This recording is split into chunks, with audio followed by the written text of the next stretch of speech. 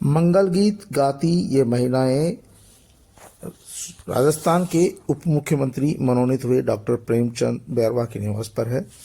जैसे ही दूदू से विधायक डॉक्टर प्रेमचंद बैरवा को उप मुख्यमंत्री बनाए जाने की खबर उनके समर्थकों को लगी, उनके आवास पर लगी, तो उन्हें बधाई देने वालों का तांता लग गया। आपको बता दें कि डॉक्टर प्रेमचंद बैरवा दूदू जिले के मोजमाबाद कस्बे के श्रीनिवासपुरा गांव के रहने वाले हैं। उनकी प्रारंभिक शिक्षा मोजमाबाद के सरकारी स्कूल में ही हुई है। उच्च शिक्षा राजस्थान कॉलेज और राजस्थान विश्वविद्यालय में हुई है। पीएचडी भी उन्होंने राजस्थान विश्वविद्यालय से की है। 2013 में वो पहली बार दूदू से भाजपा के टिकट पर विधायक चुने गए थे। उससे पूर्व जिला परिषद सदस्य रहे हैं। पिछला चुनाव वो बाबूलाल नागर से हार गए थे। इस बार भारतीय जनता पार्टी ने उन्हें फिर से टिकट दिया और इस बार वे लगभग 35,000 वोटों से चुनाव जीत कर आए हैं। प्रेमचंद बैरवा मुख्यतः किसान परिवार से ताल्लुक रखते हैं, गरीब परिवार से हैं, सामान्य परिवार से हैं। उनकी पत्नी गृहिणी है, 2 बेटियां, एक की शादी हो चुकी है और एक बेटा है तन्मय कुमार, छोटा है, अभी पढ़ाई कर रहा है। प्रेमचंद बैरवा को जैसे ही उप मुख्यमंत्री बनाए जाने का ऐलान हुआ तो दूदू में जश्न का माहौल हो गया, क्योंकि सभी 36 कौम ने मिलकर प्रेमचंद बैरवा को चुनाव जिताने में दिन रात एक किया था। सभी समाजों ने सभी मतभेद भुलाकर उन्हें ये जीत दिलाई है। ऐसे में दूदू की जनता में खुशी की लहर है। हालांकि उप मुख्यमंत्री प्रेमचंद बैरवा पूरे सूबे के रहेंगे, लेकिन जिस विधानसभा क्षेत्र से व्यक्ति चुनकर आता है तो उसके लोगों को कुछ ज़्यादा खुशी होती है। जैसे जैसे खबर लोगों तक पहुंचती गई, लोगों का तांता उनके घर पर, उनके जो आवास है जयपुर में, उस पर लगता गया और लोग उन्हें मिलकर बधाई देते रहे। प्रेमचंद बैरवा खुद भी खेती किसानी से जुड़े हुए हैं और पीएचडी होल्डर है। शांत सौम्य स्वभाव के व्यक्ति हैं। पहली बार भारतीय जनता पार्टी ने प्रेमचंद बैरवा के अलावा भी 6 अन्य सीटों पर बैरवा समाज के लोगों को चुनाव मैदान में उतारा और सभी के सभी जीत कर आए हैं। इस बार भाजपा की 34 में से 22 सीटें एससी वर्ग के लोगों ने जीती है, जिसमें से 6 सीटें बैरवा समाज के लोगों ने जीती है। इसके अलावा एसटी वर्ग ने भी 25 में से 14 सीटें भारतीय जनता पार्टी के टिकट पर जीतकर दिखाया है। तो इस बार 59 सीटों में से 40 सीटें एससी एसटी ने जीती है। इसीलिए भारतीय जनता पार्टी ने आगामी लोकसभा चुनाव को देखते हुए पहली बार किसी दलित वर्ग के व्यक्ति को उप मुख्यमंत्री बनाया है। उप मुख्यमंत्री बनाए जाने पर लोग भारतीय जनता पार्टी के राष्ट्रीय नेताओं का, प्रदेश के नेताओं का धन्यवाद करते नहीं थक रहे हैं। साथ ही उन्हें इस बात का भी भरोसा दिला रहे हैं कि जो भरोसा आपने किया है उसका समय आने पर कर्ज चुकाया जाएगा। यानी कि लोकसभा चुनाव में इस वर्ग के लोग एक बार फिर भारतीय जनता पार्टी का साथ देंगे। आपको बता दें कि लंबे समय से भारतीय जनता पार्टी ने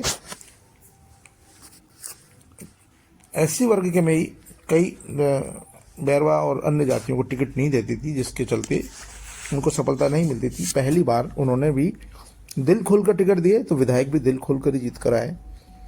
और लोगों का कहना है कि जब टिकटों का बंटवारा सही होता है तो फिर उस पर नतीजे भी अच्छे आते हैं। और फिर देश के प्रधानमंत्री जब खुद हर सीट पे चुनाव लड़ रहे थे तो आप सोच सकते हैं उसका फायदा तो मिलना ही था। जाहिर सी बात है कि प्रेमचंद बैरवा उप मुख्यमंत्री मनोनीत हो गए हैं और अब 15 दिसंबर को वो मुख्यमंत्री भजनलाल शर्मा, उप मुख्यमंत्री दिया कुमारी के साथ में शपथ ग्रहण करेंगे। सबसे खास बात है कि इस बार भारतीय जनता पार्टी ने कई चौंकाने वाले निर्णय किए हैं और चौंकाने वाले निर्णयों में से ये भी है कि भारतीय जनता पार्टी ने पहली बार 2 उप मुख्यमंत्री बनाए हैं। इससे पूर्व भैरव सिंह जी के शासनकाल में हरिशंकर जी भावड़ा को उप मुख्यमंत्री बनाया था। उसके बाद भारतीय जनता पार्टी ने कभी भी 2 उप मुख्यमंत्री नहीं बनाए। पूर्व मुख्यमंत्री अशोक गहलोत ने जरूर 1998 से 2003 में जब उनकी सरकार बनकर आई थी तब कमला बेनीवाल को और बनवारी लाल बैरवा को उप मुख्यमंत्री बनाया था। उसके बाद अशोक गहलोत ने भी उप मुख्यमंत्री नहीं बनाए। इस बार न केवल राजस्थान में बल्कि मध्य प्रदेश में भी, उत्तर प्रदेश में भी और छत्तीसगढ़ में भी उप मुख्यमंत्री बनाए जा रहे हैं। बिहार में भी उप मुख्यमंत्री बनाए हुए हैं। ऐसा माना जा रहा है कि इससे सभी वर्गों को साधने की कोशिश होती है, सभी लोगों को साधने की कोशिश होती है। और क्योंकि अब देखिए चुनाव बिल्कुल सिर पर है, तो भारतीय जनता पार्टी को भी चाहिए कि जब चुनाव आए तो उन्हें सभी वर्गों का, सभी लोगों का साथ मिले।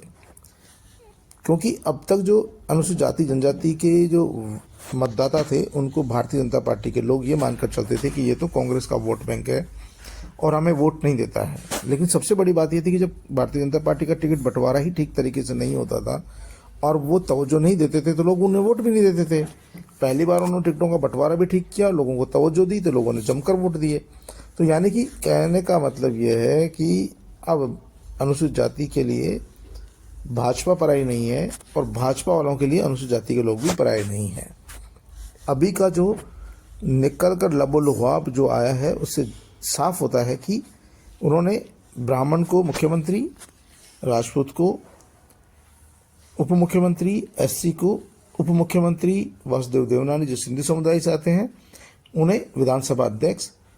अब जो मंत्रिमंडल में जो दमदार पोस्टें होती है, कैबिनेट मंत्रियों की पोस्टें होती है, उनमें जाट, गुर्जर, मीणा, अनुसूचित जाति और अन्य लोगों को भी अवसर दिया जाएगा। क्योंकि चुनाव में सभी के वोट जरूरी है, सभी वर्गों को भी सत्ता में भी भागीदारी देना जरूरी है। इसीलिए राजनीतिक पार्टियां बिल्कुल ठोक बजाकर और उनके अनुपात के अनुसार ही उन्हें मंत्रिमंडल में हिस्सेदारी देती है। अनुसूचित जनजाति के भी 3-4 लोग मंत्रिमंडल में शामिल होंगे, जिनमें डॉक्टर किरोड़ीलाल मीणा समेत अन्य लोग हैं। एससी वर्ग में भी 2-3 सीटें और मंत्रियों को मिलेगी। राजपूत समाज से भी एक उप मुख्यमंत्री बनाया जा चुका है, लेकिन 3 मंत्री और बनाए जा सकते हैं। ब्राह्मण समाज में भी मुख्यमंत्री बनाया जा चुका है, लेकिन 3 मंत्री और बनाए जा सकते हैं। इसी तरह दूसरे वर्गों में भी 3-3, 4-4 मंत्री, कुल मिलाकर 30 मंत्री बनाए जाने। तो इसमें सभी वर्गों सत्ता में भागीदारी दी जाएगी। राजभवन में राजनाथ सिंह खुद पहुंचे, पूर्व मुख्यमंत्री वसुंधरा राजे भी थी, उनके साथ में प्रदेश अध्यक्ष सीपी जोशी थे, पूर्व प्रदेश अध्यक्ष अरुण चतुर्वेदी भी उनके साथ थे, नेता प्रतिपक्ष राजेंद्र सिंह राठौड़ भी साथ थे। और तमाम लोगों ने उन्हें राजस्थान विधानसभा के चुनाव में विधायक दल का नेता चुने जाने के बाद पत्र सौंपा और उसके बाद राज्यपाल कलराज मिश्र ने उन्हें सरकार बनाने का न्योता दिया। आपको बता दें कि जैसे ही प्रेमचंद बैरवा को उप मुख्यमंत्री बनाए जाने की खबर लगी, तो उनके परिजनों में खुशी की लहर थी, दूदू की जनता में खुशी की लहर थी, उनके समाज के लोगों में खुशी की लहर थी। और कुल मिलाकर दूदू की जनता इस बात से उत्साहित थी कि प्रेमचंद बैरवा ने, जो दूदू में मुख्यमंत्री अशोक गहलोत के सलाहकार थे, बाबूलाल नागर को पराजित किया है। और उनको पराजित करने के बाद भारतीय जनता पार्टी ने भी उन्हें कैबिनेट मंत्री बनाकर उप मुख्यमंत्री का दर्जा देकर बहुत बड़ा काम किया है, क्योंकि यह उनके मान सम्मान की बात थी और इसका लाभ आने वाले लोकसभा चुनाव में भाजपा को जरूर मिलेगा।